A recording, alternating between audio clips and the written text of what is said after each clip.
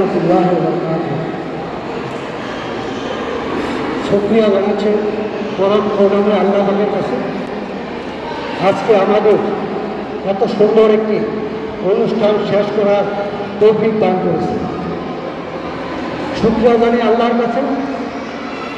এই যে কিছু অসহায় মানুষদের নিয়ে আমরা কাজ করার সুযোগ পাচ্ছি, আল্লাহ আমাদের সেই সুযোগটা করে দিয়েছে।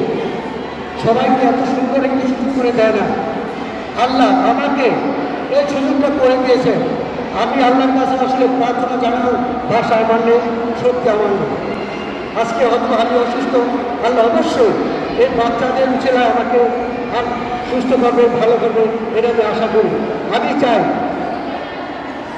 এই মানুষদেরকে, অসহায় সুবিধাবঞ্চিত মানুষদেরকে আরও কিছু কাজ করতে, আরও কিছু বেঁচে থাকতে, ওদেরকে একটা ভালো একটি জায়গায় নিয়ে দাঁড় করাতে চাই। একটা বাচ্চা প্রতিটা পরিবারে গোপনীয়ভাবে একটু খোঁজখবর নিতে পারে যে আমরা যে কাজ করছি আসলে ওরা কি আসলে কি দায়িত্ব কি না, ওরা কি আসলে লেখালেখা করার যোগ্যতা আছে কি না। সেটাকে ধন্যবাদ।